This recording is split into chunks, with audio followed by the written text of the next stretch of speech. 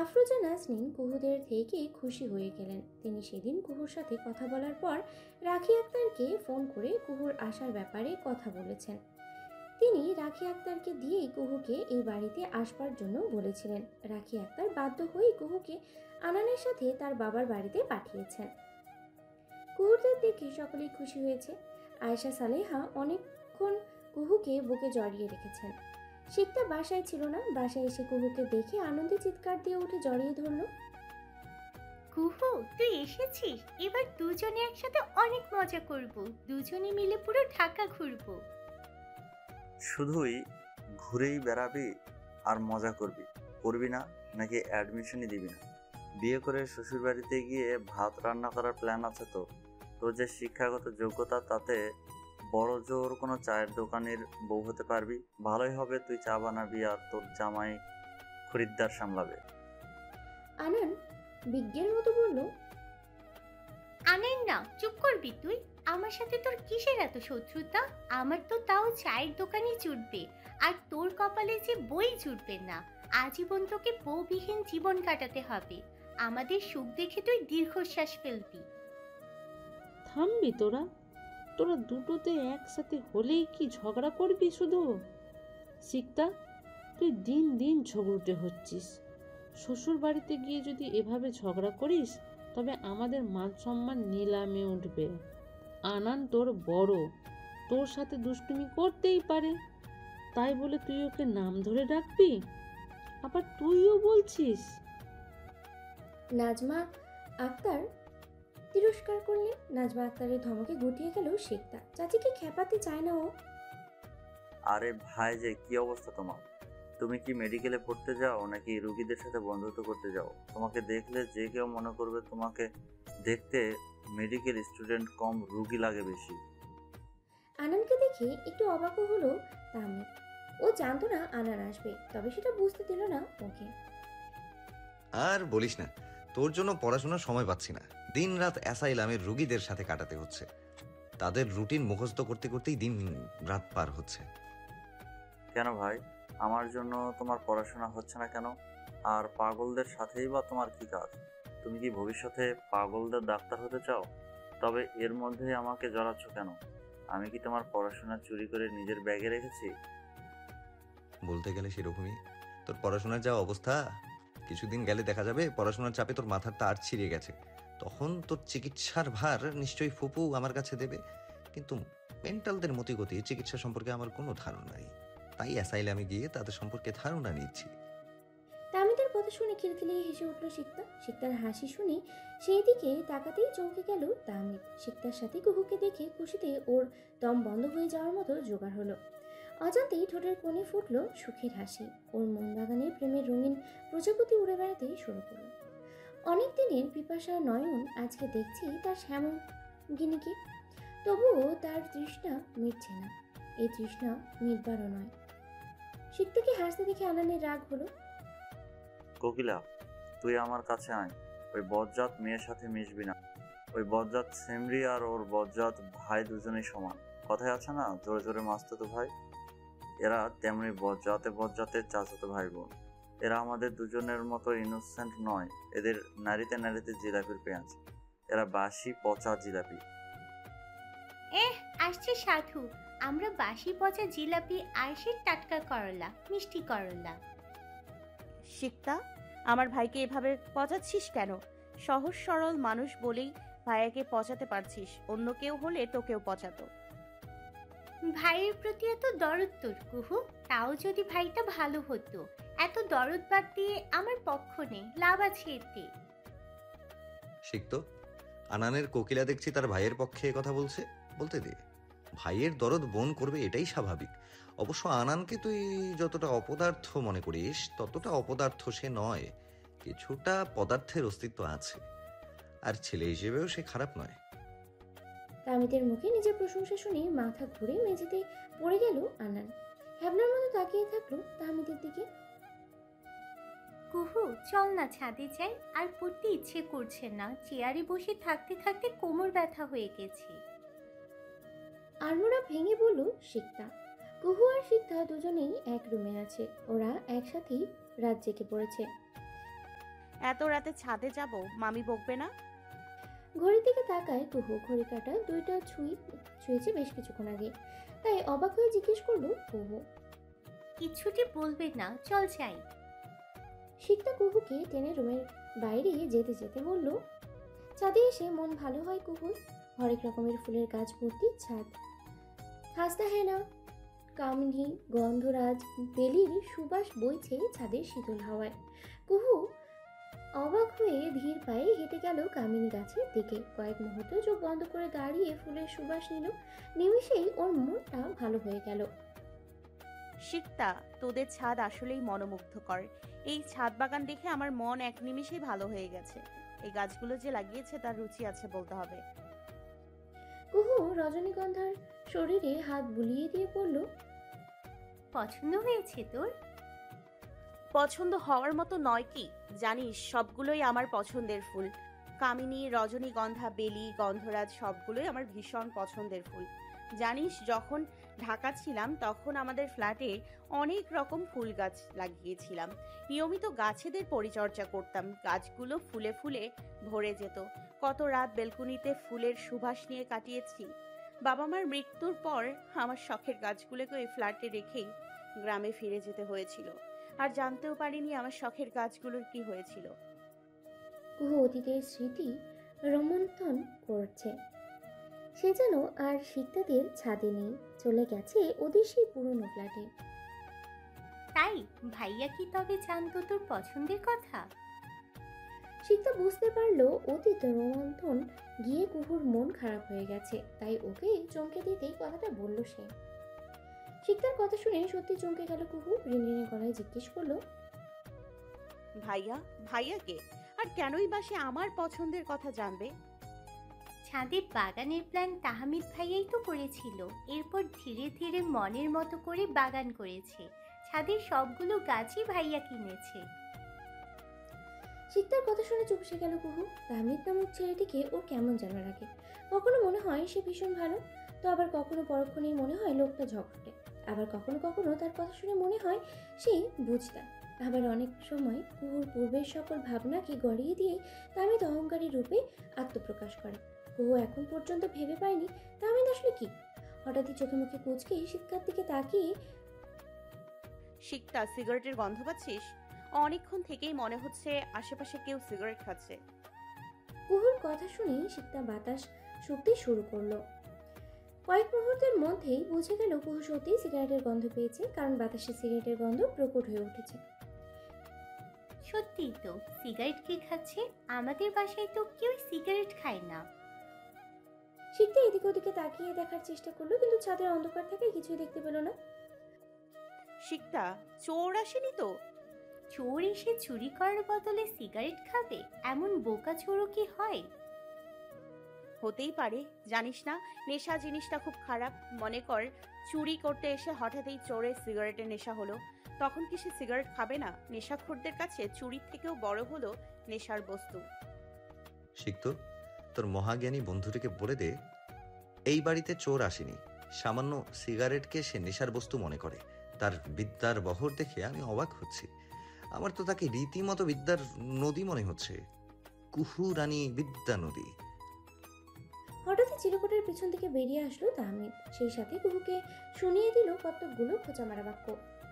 এই বাঁচাতে ছাদে তাহমিদের গলা শুনতে পেয়ে চমকে উঠলো শিকতা কুহু দুজনেই। পিছনে তাকাতেই দেখলো তাহমিদ ওদের পিছনেই দাঁড়িয়ে আছে। তার আঙ্গুলের ফাঁকে জ্বলন্ত সিগারেট। শিকতা তাহমিদের হাতেই সিগারেট দেখে অবাক হয়ে গেছে। ফ্যালফ্যাল করে তাকিয়ে থাকলো ওর ভাইয়ের দিকে। আর কুহু তো পারলে লজ্জায় মাটিতে মিশে যায়। ভাইয়া, তুমি স্মোক করো? কেন, বড় মাকে বলে দিবি নাকি সিনিয়র রাশিদিনকে বলবি? কাউকে বলার কথা মাথায় আনিস না। কাউকে বলবো না, কিন্তু তুমি সিগারেট খাও কেন? তুমি নিজে মেডিকেলের স্টুডেন্ট হয়ে এসব ছাইপাশ খাও কেন? জানো না ধূমপান ক্যান্সার ঘটায়? এই যে এসে গেছে শিকতা কুমারী বিদ্যাসাগরী, যার নিজের মাথায় গোবরের ঠাসা, সে আবার একজন ভবিষ্যৎ ডক্টরকে জ্ঞান ঝাড়ছে। আরে গাধি ভাই, কি জানে না সিগারেট খেলে কি হয়? না জেনে কি ভাই সিগারেট খায়? আনানকে দেখে আরেক দফা চমকায় শিকতা। কুহু আনানের হাতেও সিগারেট। ভাইয়া তুমিও? বড় মা জানলে তোমাকে কি করবে জানো? এবার কুহু আনানকে বলল, কোকিলা, তুই না আমার লক্ষ্মী বোন, খবরদার আম্মুকে কিছু বলিস না। আম্মু যদি আমাকে প্যাদানি দেয় তবে তুইও তো কষ্ট পাবি। আমি জানি তুই আমাকে কতটা ভালোবাসিস, আমিও জানি আমার কষ্ট তুই সহ্য করতে পারিস না। এরপরও কি আম্মুকে বলে দিবি? আনানের ইমোশনাল কথাবার্তা শুনে গলে গেল কুহু। মাথা নেড়ে জানালো সে বড় মাকে কিছুই বলবে না। এতক্ষণ তাহমিদ তীক্ষ্ণ চোখে কুহুকে লক্ষ্য করছিল, সেই সাথে লক্ষ্য করছিল আনানকেও। এই ছুঁচো এখানে।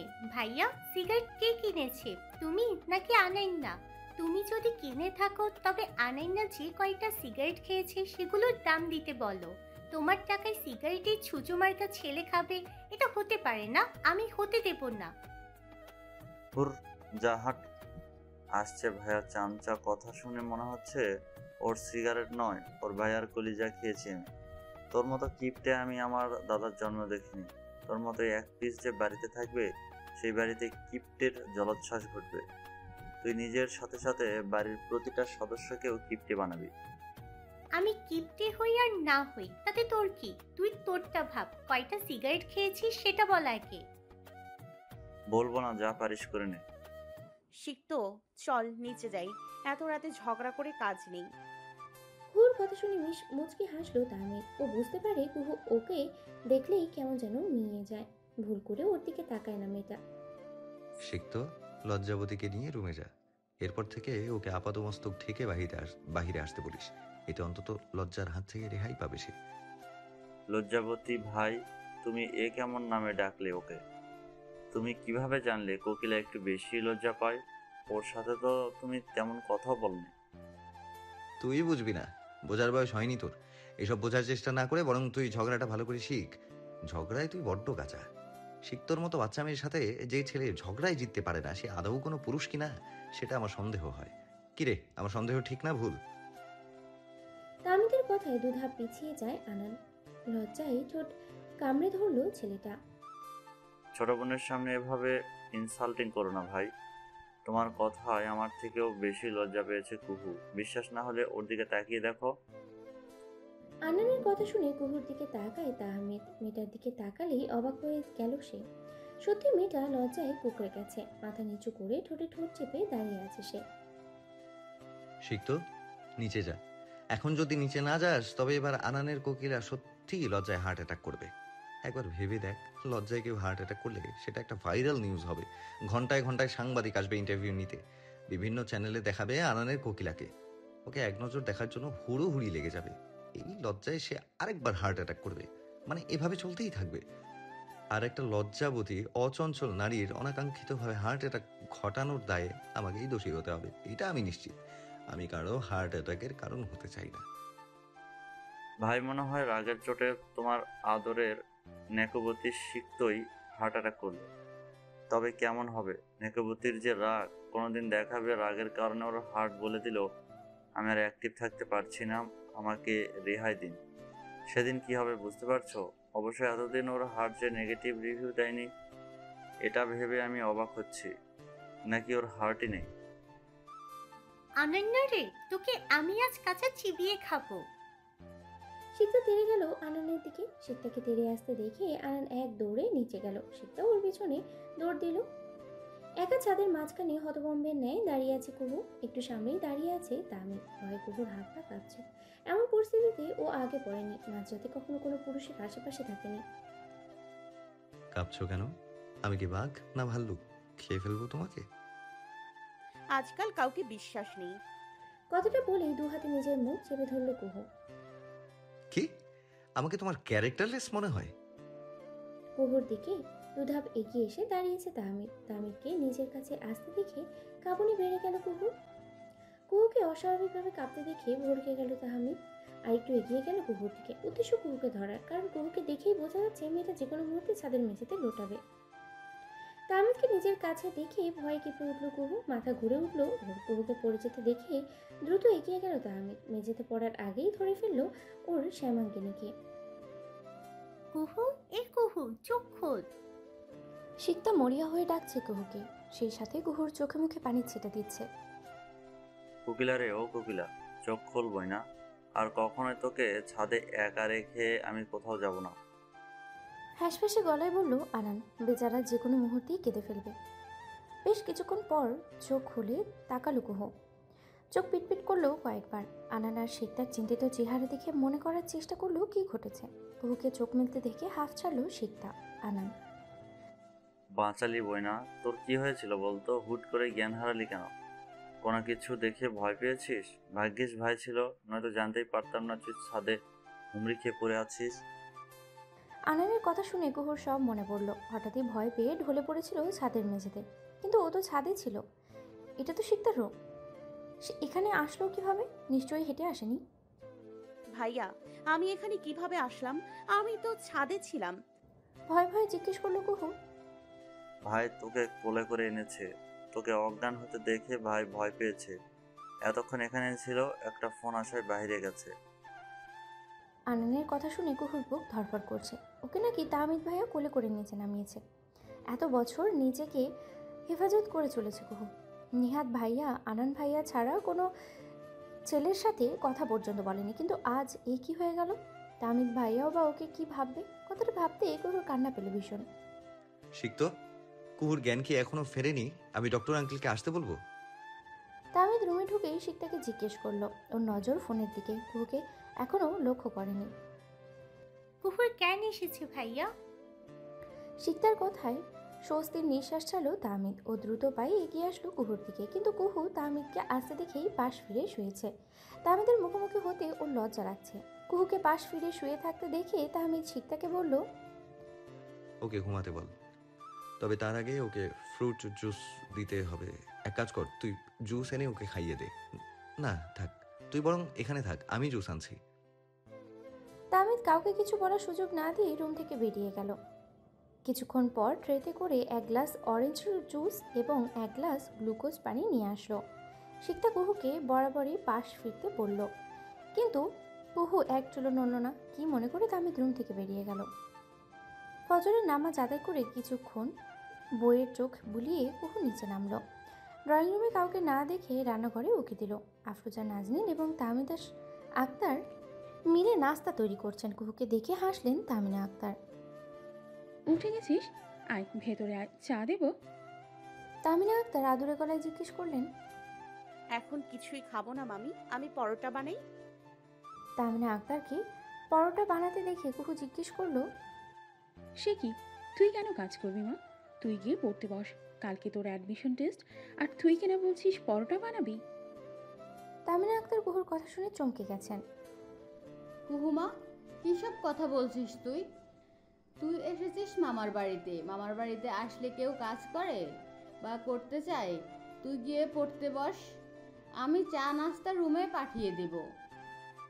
আফরোজা নাজনীন চোখ রাঙিয়ে বললেন। কুহু বুঝলো এরা দুই যা কেউই ওকে কাজ করতে দেবে না, তাই রুমে যেতেই মনস্থির করলো। কুহু, এত সকালে উঠে গেছো তুমি? নাজমা আক্তার রান্নাঘরে ঢুকে কুহুকে দেখতে পেয়ে জিজ্ঞেস করলেন। আমার সকালে ঘুম থেকে ওঠার অভ্যাস মামি। খুবই ভালো অভ্যেস। এদিকে আমাদের বাড়ির ছেলে মেয়েদের দেখো, নবাবের বংশধরেরা 9টার আগে ঘুম থেকে উঠতে পারে না। সুপ্তি দুটি ওরাই একমাত্র ফজরের পর আর ঘুমায়নি। অন্যদের কথা বাদ দে, তাহমিদের কথা ভেবে দেখ, ছেলেটা 3টার দিকে ঘুমায়, ও তো 9টায় ঘুম থেকে উঠবেই। বাকি সবার সাথে তাহমিদকে গুলিয়ে ফেলিস না নাজমা। আফরোজা নাজনীন তাহমিদের পক্ষ নিয়ে কথা বললেন। তাকে তো আগেই আমার লিস্ট থেকে বাদ দিয়েছি বড় ভাবি। আমি জানতাম আপনিই একমাত্র আপনার ছেলের পক্ষ নেবেন। কুহুমা, তুই রুমে যা, এদের ঝগড়া কেবলমাত্র শুরু হলো। একজন বাড়ির সব ছেলে মেয়েদের পিন্ডি চটকাবে, তো আরেকজন শুধু তার বাপের সাফাই গাইবে। আরেকজন সবশেষে এসে দুইজনের ঝগড়া দেখবে আর মিটিমিটি হাসবে। এটাই এই বাড়ির রোজকার কাণ্ড কারখানা। আর 2 দিন এই বাড়িতে থাকলে তুই আরও অনেক কিছু দেখতে পাবি। তাহমিনা আক্তার কুহুর হাতে চায়ের কাপ আর বিস্কুটের পিরিচ ধরিয়ে দিয়ে বললেন। মামিদের খুনসুটি দেখতে কুহুর বেশ ভালোই লাগছিল। একে অপরের সাথে এনাদের কত মিল। কেউ কারোর কথায় মন খারাপ করছে না বা মুখ কালো করছে না। বড় মামিকে সবাই সম্মান করছে, আবার বড় মামিও ছোট জায়ের সাথে হাসি মুখেই কথা বলছেন। এমন পরিবার সচরাচর দেখা যায় না। কুহুর মনে হলো এটা একটা আদর্শ পরিবার।